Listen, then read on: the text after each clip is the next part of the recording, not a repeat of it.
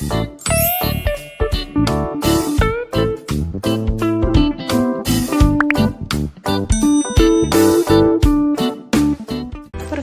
saya Romarta Sinaga dengan NIM channel 19006 dari Prodi Akuntansi D3 Fakultas Ekonomi dan Bisnis akan menjelaskan konsep dan pencatatan dari kewajiban jangka pendek berupa utang pajak penghasilan, utang pinjaman, utang atas sewa, wesel, serta dividen yang diampuh oleh Bapak Wirmi Eka Putra SE MSI. Baiklah, yang pertama, pengertian utang pajak. Utang pajak merupakan utang yang masih harus dibayar, termasuk sanksi administrasi berupa bunga, denda, atau kenaikan yang tercantum dalam surat ketetapan pajak atau surat sejenisnya berdasarkan ketentuan peraturan perundang-undangan perpajakan. Utang pajak menjadi dasar dilakukannya penagihan pajak oleh juru sita pajak. Penyebab timbulnya utang pajak. Meskipun belum ada peraturan yang menjelaskan tentang timbulnya utang pajak, para praktisi saat ingin menggunakan dua teori atau dua ajaran yang mengatur timbulnya utang pajak. 1. Ajaran formil. Utang pajak timbul karena dikeluarkan surat ketetapan pajak oleh fiskus atau pegawai pajak yang membantu wajib pajak atau subjek pajak dalam memenuhi kewajiban perpajakannya. Hal ini terjadi jika pemungutan pajak dilakukan dengan official assessment system, yaitu sistem pemungutan pajak di mana jumlah pajak yang harus dibayar dan dihitung oleh fiskus. Kemudian, fiskus akan mengirimkan surat pemberitahuan terkait jumlah yang harus dibayarkan kepada wajib pajak. Yang kedua, ada ajaran material.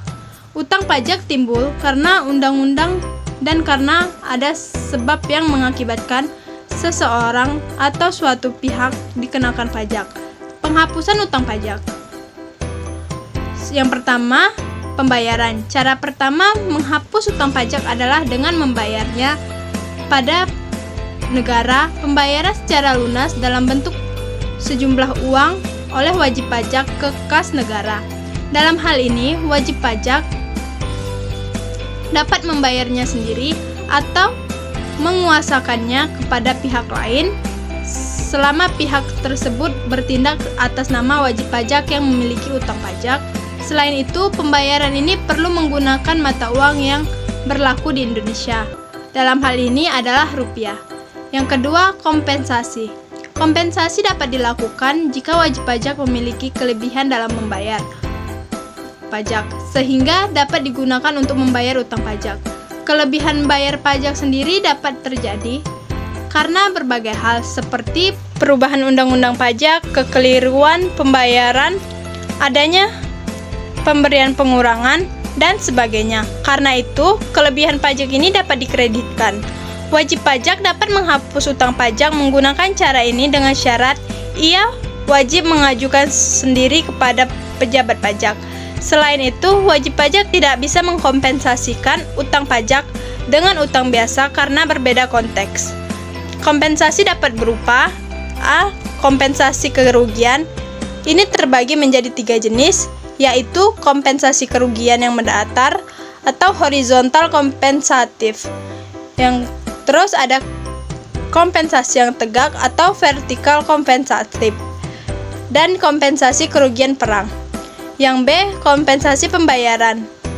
Ini dapat dilakukan jika salah satu pihak memiliki utang dan memiliki tagihan pada pihak lain. Jika ingin menggunakan cara kompensasi, ada beberapa syarat yang perlu diperhatikan.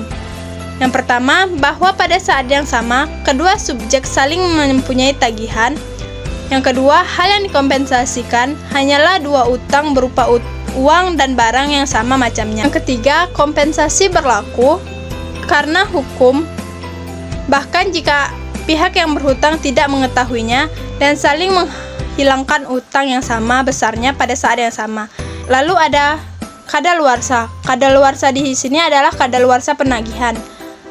Melansir dari DJP, hak untuk menagih pajak kadaluarsa telah melampaui waktu 5 tahun terhitung sejak tanggal terutang pajak atau berakhir masa pajak. Bagian tahun pajak atau tahun pajak yang bersangkutan, kadaluarsa penagihan pajak dapat dicegah dengan melakukan penagihan teguran dan pengakhiran dengan mengajukan permohonan keberatan atau penangguhan. Selain itu, ada dua macam kadaluarsa dalam hal utang pajak. Pertama adalah kadaluarsa lemah atau penagihannya kadaluarsa. Yang kedua, ada kadaluarsa kuat, utangnya kadaluarsa. Yang keempat, pembebasan. Alternatif lain untuk menghapus utang pajak adalah cara pembebasan. Namun, pembebasan di sini pada umumnya bukan berarti menghilangkan pokok utang pajak, menjadikan sanksi administrasi terkait utang pajak. Tetapi, utang pajak dapat berakhir dengan pembebasan karena cara ini merupakan sarana hukum pajak untuk melepaskan tanggung jawab wajib pajak berupa membayar pajak. Yang kelima, penghapusan utang pajak mirip dengan cara pembebasan. Perbedaannya, cara penghapusan diberikan karena keadaan keuangan wajib pajak. Penghapusan juga merupakan cara untuk mengakhiri utang pajak, namun hanya dengan alasan tertentu seperti wajib pajak kena musibah atau karena dasar penetapannya tidak benar. Ketika utang pajak telah dihapus, perikatan pajak akan berakhir sehingga wajib pajak tidak memiliki kewajiban membayar pajak yang terutang. Pertama, akuntansi utang pajak PPh pasal 21 atas pembayaran gaji karyawan. PPh pasal 21 sebagai utang pajak penghasilan pasal 21 yang diakui sebagai utang oleh wajib pajak adalah pajak yang telah dilakukan pemotongan oleh wajib pajak sendiri berkaitan dengan transaksinya dengan wajib pajak lain. Bentuk pembayaran gaji dan sejenisnya yang dapat terutang PPh pasal 21 antara lain atas pembayaran seperti 1. Gaji, upah, dan tunjangan. Yang kedua, honorarium dan komisi. Yang ketiga, bonus, THR, gratifikasi, dan tantiem. Yang keempat, uang pesangon. Yang kelima, hadiah. Yang keenam, natura dan kenikmatan. Yang ketujuh, peningkatan SDM. Yang kedelapan, perjalanan. Yang kesembilan, jenis pembayaran lain.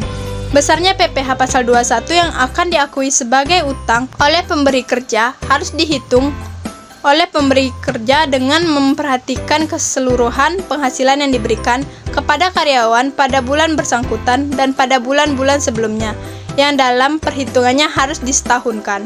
Kedua, bunga pinjaman yang tidak dipotong PPh pasal 23.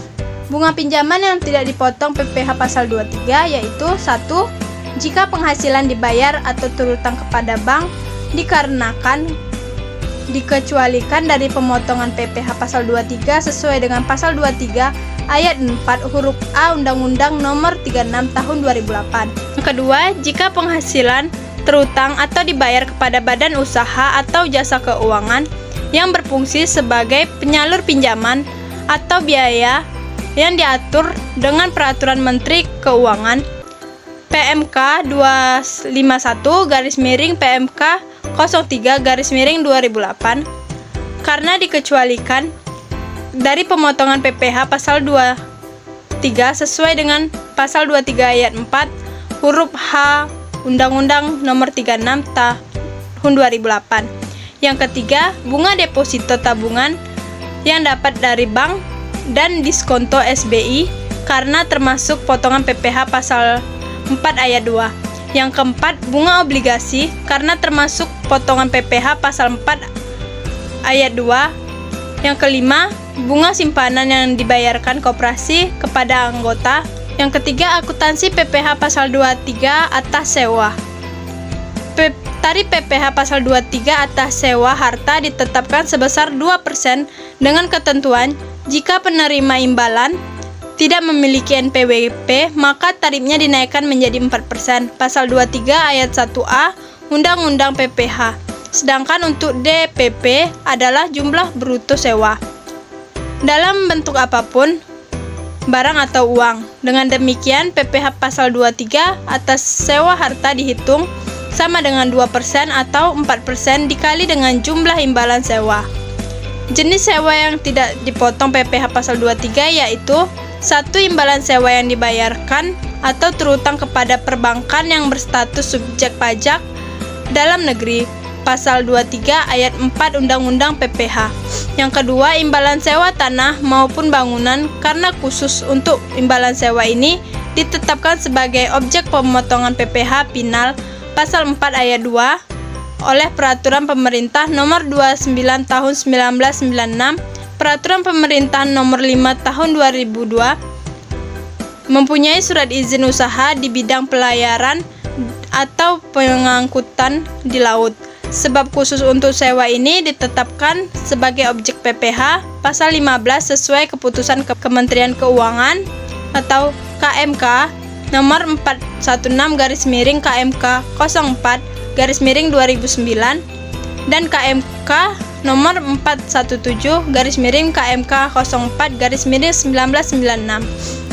Yang keempat, imbalan sewa kapal terbang atau pesawat udara yang dibayarkan atau terutang kepada pihak yang mempunyai izin usaha di bidang penerbangan atau pengangkutan udara. Sebab sewa ini ditetapkan sebagai objek PPh pasal 15 sesuai KMK nomor 475 KMK 4/1996. Yang keempat, akuntansi utang pajak PPh SPLN, yaitu 1. Mencari tahu apakah transaksi dilakukan dengan seseorang yang merupakan subjek pajak luar negeri. Yang kedua, pastikan SPLN memiliki perjanjian P3B dengan Indonesia. Jika benar, maka perhitungan PPh 26 dilakukan sesuai dengan tarif yang tertera pada P3B tersebut. Yang ketiga, SPLN mengisi form DGT atau surat keterangan domisili.